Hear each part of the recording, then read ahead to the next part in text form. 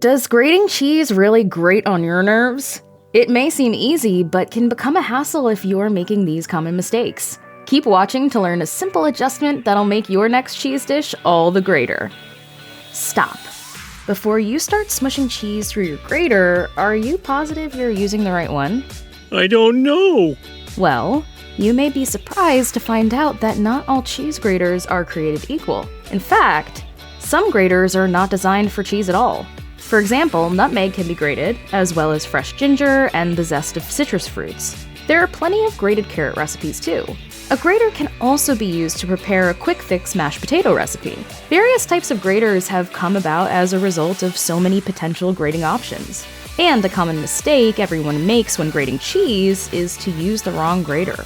The classic box grater is a good standard grater with a variety of different holes to choose from. It's probably the best for grating cheddars and other hard cheeses, especially if a lot of grated cheese is needed. Other types include zesters and microplane graters, which are smaller graters that can also be used for hard cheeses for small, finely textured quantities. There are also different types of nutmeg graters, which are either handheld or graters with a handle. Another type is the rotary cheese grater, which can sometimes come with different grating inserts. Rotary graters are ideal for smaller quantities of really hard cheese, such as Parmesan, which really adds flavor to any pasta dish. Bosca has been making cheese graters for a long time, and these include not just equipment for the kitchen, but also ones that can be used at the table too. Meanwhile, a mandolin is perfect for grating over a pan. One of the most common dangers when grating cheese is either catching nails in the sharp holes or grating knuckles, which obviously can yield painful and messy results. Slicing your knuckles open on a grater is something we should all seek to avoid. It's unhygienic and downright unpleasant. Besides, unless your name is Buffalo Bill, no one wants extra skin on their pasta. Man, what do you want? It puts the lotion on its skin. Now! Well, say it, don't spray it, brother. Dang. One way to avoid such culinary pitfalls is using the palm of the hand to grate small pieces of cheese. With the palm, rather than the fingertips, you can apply pressure without the risk of knuckles getting in the way, or fingers slipping toward the jagged edges. This is a great way to not waste end bits of blocks that otherwise may be left ungrated so that your fingertips don't end up being shredded too. This piece of great advice means that grating can be faster too. Yet another idea is to make sure the grater is on its side, and to grate slowly toward the body. From bulk grating to shredding certain types of cheese, the best way to grate cheese might not be with a grater at all, but with a food processor. Grating cheese to add to a single dish or a simple recipe is one thing, but if you're making really cheesy meals, then you may find using a machine far less tiring. Some people even find that traditional grating can cause pain in the hands. Not only is grating with a food processor less difficult, but it's faster as well. The key to grating cheese in this way is to make sure that the speed and settings are adjusted to produce the grated texture you're looking to achieve. This is much the same as choosing which type of grater and what size of holes to use. A good tip is to pulse the cheese and stop before it's shredded to make sure it's looking how you want it to. Once again, the harder the cheese, the less likely it is to clump together. So if you're using a processor to grate soft cheese, a little chill beforehand can help. It's also a good idea to add cheese cut into pieces that are similar in size. This will help to give you a better idea of the amount of grated cheese you'll have. A ballpark rule is that around 4 ounces of whole cheese is equivalent to a cup of grated cheese. The world of cheese is wonderfully diverse, from hard cheddars to salty blues and gorgeously soft varieties, such as mozzarella. Another popular soft cheese is the silky smooth melt-in-the-mouth texture of buffalo milk burrata, which is renowned for its creamy taste. Although this cheese is often eaten with bread, tomato, and a sprinkle of sea salt, there are a lot of dishes that include grated or shredded mozzarella, such as pizzas. According to an article in Pizza Today, an expert in the dairy industry, Dr. Molly Cheese King Reddy, believes that the consistency of shredded mozzarella adds the right melt and stretchy elements to fit with American tastes when compared with slicing it. As a consultant to top pizza chains from Domino's Pizza to Papa John's, he has more than a passing interest in what makes a good cheesy-topped pizza.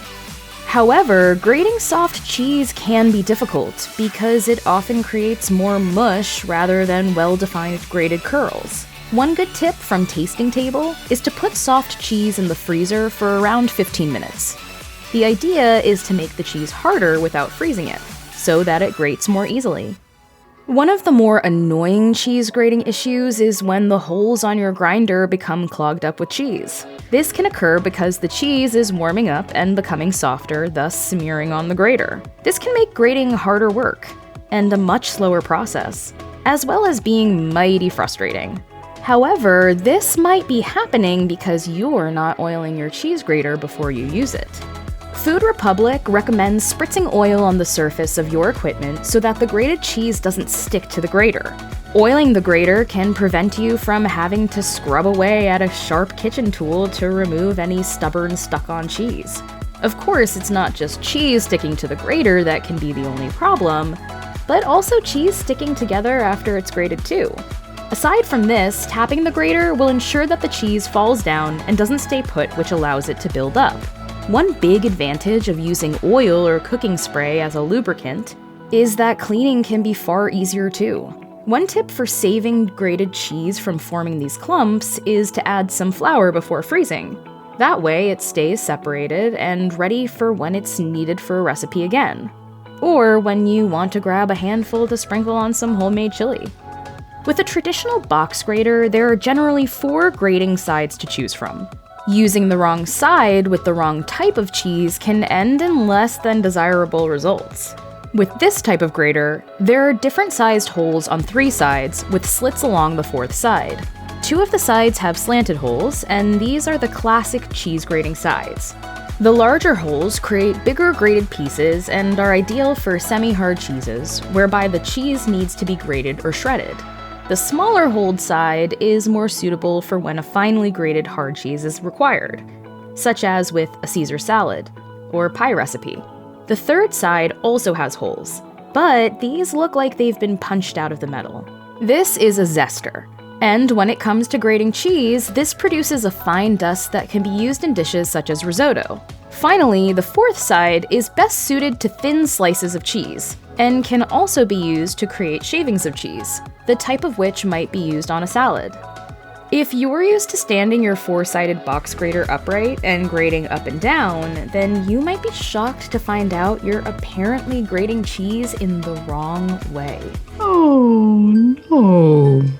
No. No. No, no, no, no, no, no, no, no, no, no, no, no. Yep. It would appear you're supposed to lay your grater on its side and grate your cheese on the top in a side-to-side motion. This cheese grating hack went viral when Menu Served posted an Instagram video on her showing cheese being grated in this way. It certainly sparked interest as a top cheese grating tip to avoid grating knuckles and nails, as well as prevent clogging up the grater with shredded cheese. However, it was pointed out by some people that graters are designed to be held upright because of their rubberized feet. So not everyone is convinced of the legitimacy of this hack, it seems. Graters use their metal teeth to cut up the cheese, and over time these holes flatten, meaning that your grater seems duller or blunter. The best approach is prevention, by using a cover to protect the surface and washing a grater by hand rather than putting it in the dishwasher. Of course, one simple way to improve your grater may be to simply buy another one. And if your cheese selection is high-end, then this might be the most appealing option. There are some pretty luxurious cheeses out there. Everything from Serbian donkey milk cheese to Swedish moose milk cheese, and even cheese with edible gold flakes. If grater holes need pushing out, and you don't really have the time and energy to do this hole by hole yourself, then there are other cheese grater sharpening tips you can try. One hack is to use sandpaper, which is rubbed along the grater in the same fashion as when you're grating. Just make sure to wash your grater afterwards. You don't want leftover grit and metal shavings in your next cheese dish. Definitely, an interesting hack is to use a ceramic cup, rubbing its bottom across the holes. You can also sharpen a knife with a coffee mug in the same way. A knife and a file can also be used to sharpen the edges of the holes and then push them back out.